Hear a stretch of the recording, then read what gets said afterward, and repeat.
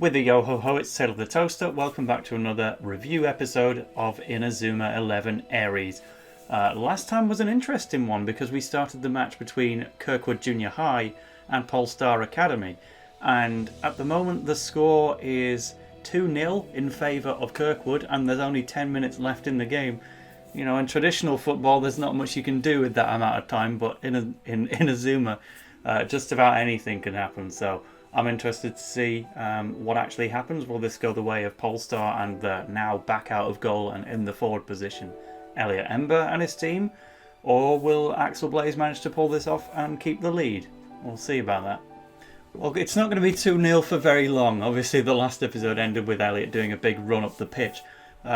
You know, it's not the twist that they score. That was obvious. The twist is that, oh no, Elliot doesn't score. He actually passes it to this guy, Eddie Orion. I like the pun because they're all named after stars on this team. So that one, I'm sure the star of Orion won't be relevant in the future of Inazuma history.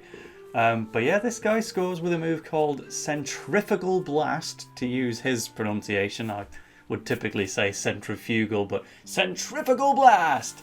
It looks like it's going to be X-Blast, the Hector Helio one from how it starts. You could call them related, they've got one word shared. But then he slips in a bit of the Doom Spear animation of twisting the ball instead, so you get a bit of a hybrid, and then it blasts all the way into the goal. It's pretty threatening and quite cool. It's not the most terribly original, but it's the fact that we're seeing it at all instead of another penguin volley from Elliot Ember is a nice surprise. So good job on the move, guys. So there's about 7 minutes left, and Elliot has now kind of just taken over the tactician role, and he's barking orders at all of his team, like say, "Sea Urchin, go block Cactus Head!" With Cactus Head being the Murdoch brothers, and obviously being such a cactus juice enthusiast, I'm now rooting for Kirkwood right away from that.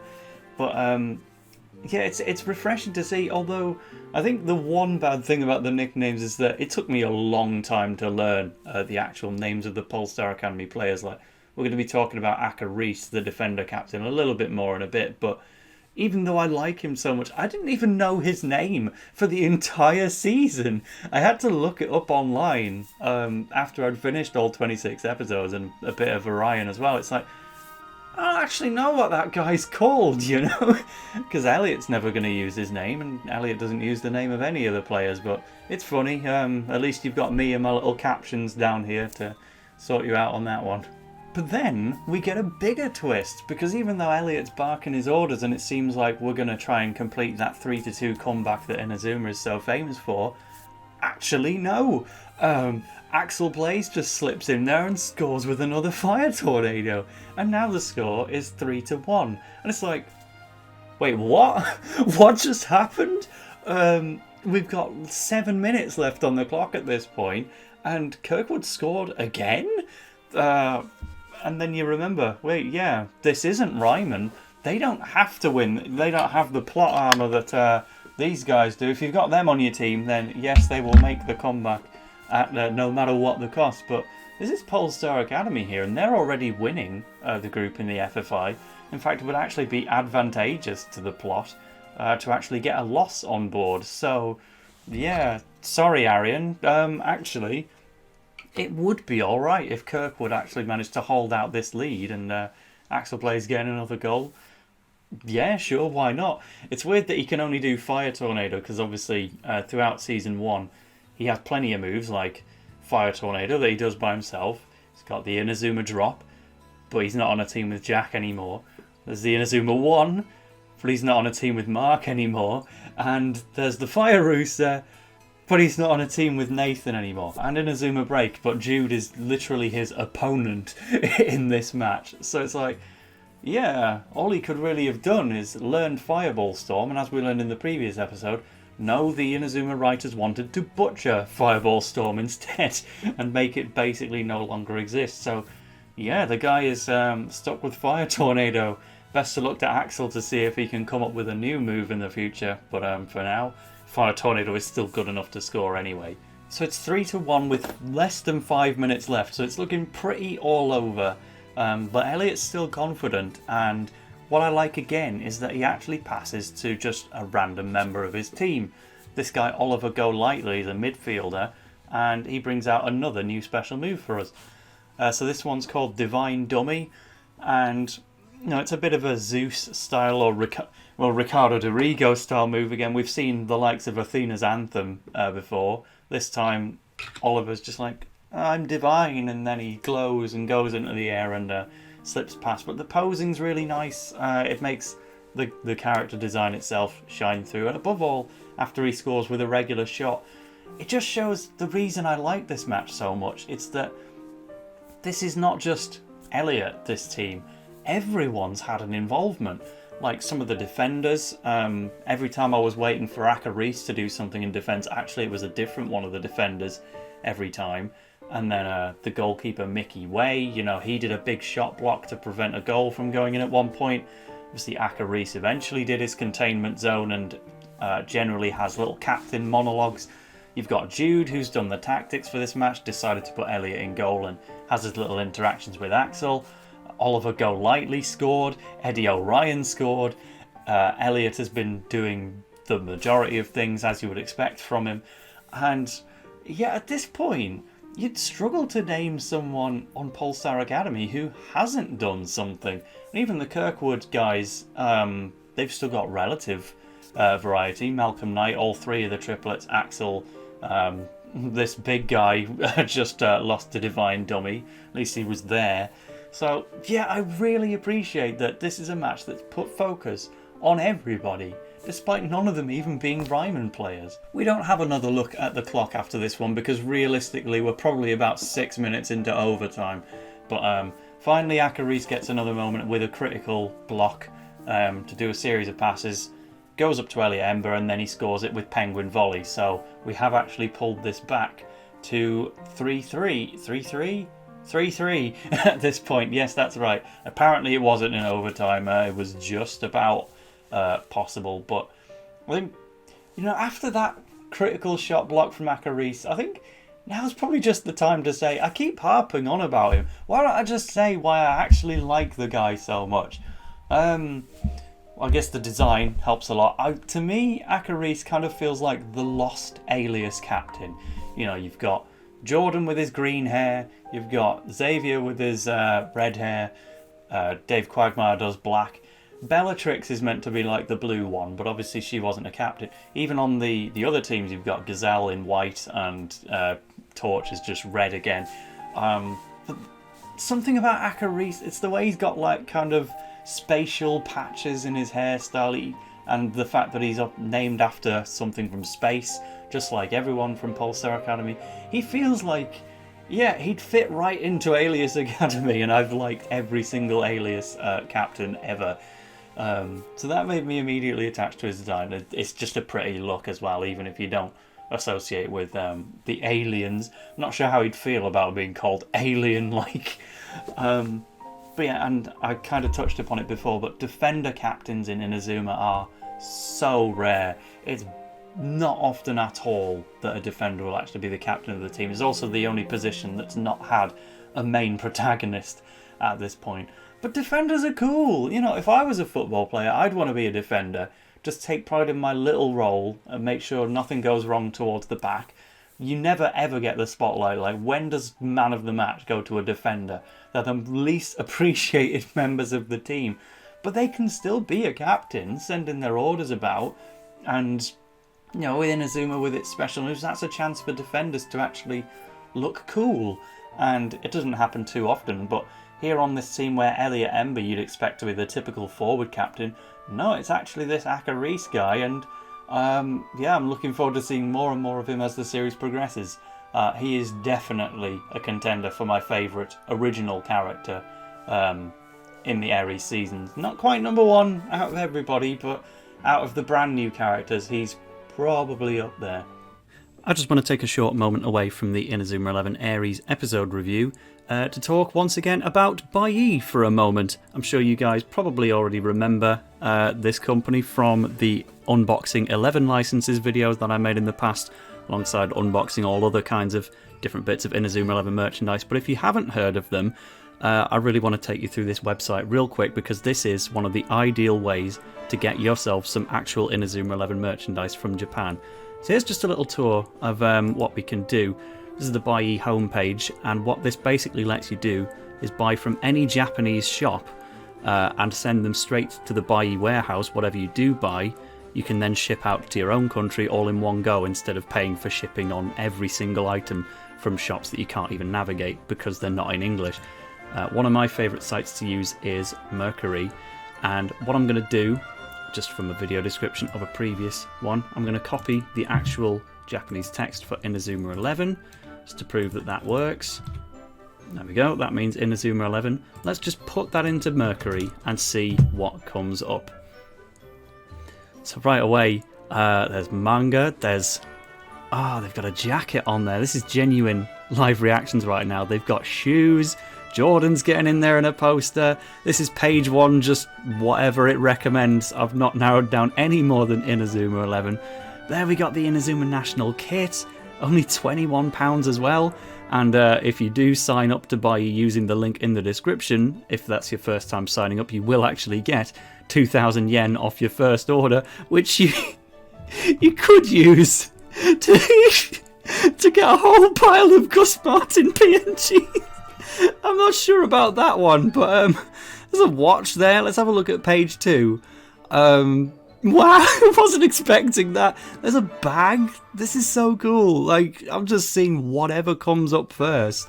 There's a pack of 11 licenses. We're going to have a look at that for a bit. Another official cosplay. And, ooh. What's this? Oh, is it Sanford? Official Sanford merch? This exists? I'm so glad I did this blind. I'm here to tell you all about Buyee, and I'm just going to buy stuff for myself here at this rate. Whoopsie doodles. Better beat you guys to that one, eh? Whoops. But just, again, obviously want to keep this short, but a big staple of Inazuma 11 Ares, which we're talking about in this video, is the actual 11 licenses of the players that you can get. I made a previous video on that, so if we copy this text, rather than Mercari, let's have a look at a different one, Rakuten, and this is a really, really easy way to just dump in the code for Inazuma 11 licenses, and look at this. You could get entire packs of the stuff for less than a tenner. The coupon code that I am offering genuinely covers this in its entirety, and there's actual 11 bands as well that all the characters have been wearing in this episode. Yeah, once again, just thoroughly encourage you all to have a look around Buyee, sign up in the description below, and see what you can find.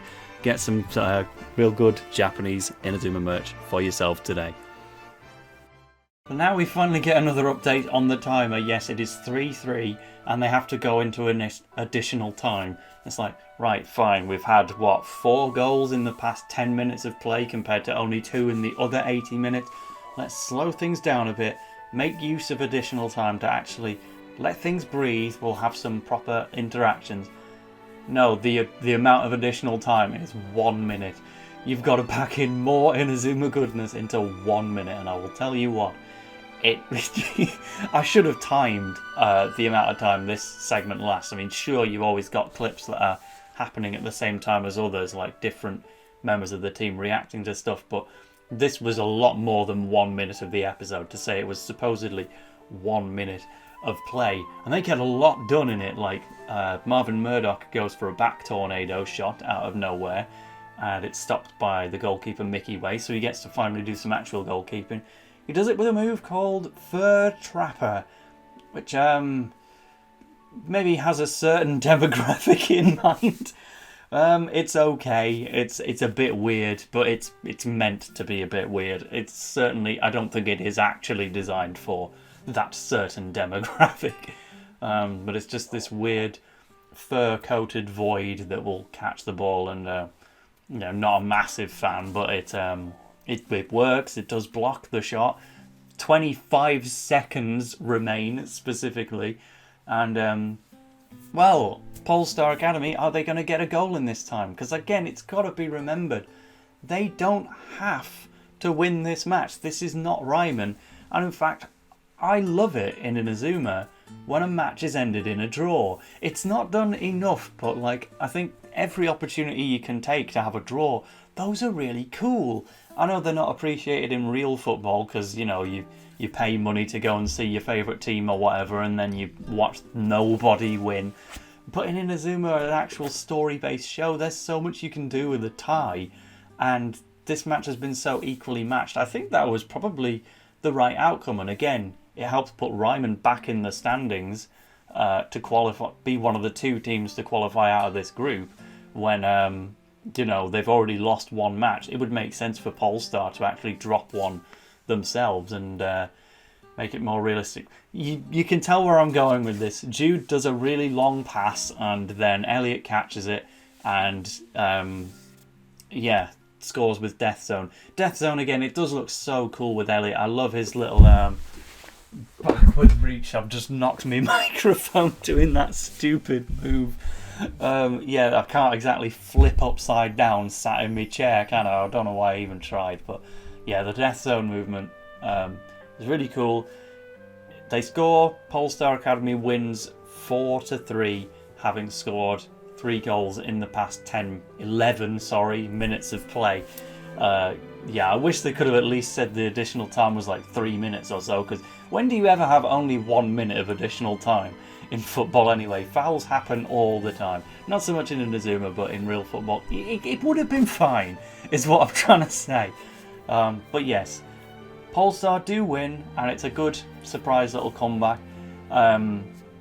It didn't have to go that way, but that's what the writers wanted to do, so I'll respect their decision, and I just appreciated the whole way through. We had a match where we didn't know for sure who was going to win it, and in the end it was won by Polestar in really, really enjoyable fashion. Obviously you've got your post-match stuff as well. You know, Jude has another little chat with Axel, which is good. Sonny finds Elliot backstage and is like, "You shouldn't be playing football for revenge." He's like, "That's none of your business." And I'm just reminded that we're like 7 episodes in. Why has Sonny already found out about the revenge motif? Through second-hand knowledge of Basil walking in the hospital as well. But speaking of the hospital, that's where Elliot goes next. He's just had a little chat with Acker Reese, who points out that was the first time you actually enjoyed football, man. He's like, "Oh, I guess I did." Man, the lockdown hair coming in good for something, eh? But yes, he goes to the hospital, has a little chat with Faith, the mute girl that he's looking after from his childhood friendship, and then something really sad happens. Because, it's time to bring back this old prop again. Sorry, Arian and Ricardo, get out of the way. Yeah, he's like, "Oh, you put it on display. And what did you call it?" And obviously he's not going to get a response because she can't talk, bless her. Or so we thought, because after Elliot buggers off, this Heath Moore guy walks in to see Faith, and it's like, "What do you have to do with her?" He sees the teddy, he's like, "Oh, I didn't think you were into that stuff anymore," and just pushes it to one side. It's like, oh, what do you know? How long have you known this girl, and how can you know that she doesn't like teddies anymore when she can't even talk? Except apparently she can, because she laughs at what he's saying when he presents some flowers to her. "This is what you're into now, right?" And apparently she is, and then just gradually the teddy's just on the side, and it eventually falls off and lands in a trash can. Like, this is the only nice thing that Elliot's ever done, and it's being thrown back in his face. We'll wait to see what comes of that one. A bit uncomfortable. Poor Teddy is just out of the picture now. And the last final note of the episode, Regina takes 3 days off. Aurelia runs up to her crying and says, "You won't believe what happened. And Mr. Yi has been arrested." And I'm like, okay, I'm enjoying Ares now. I've just done an entire 2 episodes of a match in a row where I didn't actually know who was going to win it because it wasn't contrived, it wasn't Ryman. And then after we got, yes, admittedly the more predictable outcome, but then the match ends with Mr. Yi getting arrested. I just realised here and now, I have no idea where this show is going or what it wants to do next. And that's so cool, because Inazuma has always been so linear. The protagonists have to win matches. You know, when they win the next one, the next opponent will be introduced. But yeah, they're just doing whatever the heck they think of. And that's, yeah, it really sets me up. I was so looking forward to episode 8. But that's what you'll have to do as well, because this is the end of the review. This is one of my favourite episodes, but there are still plenty more good ones on the horizon. So I've been TaleOfTheToaster. Thanks for watching, and we'll see you in another one.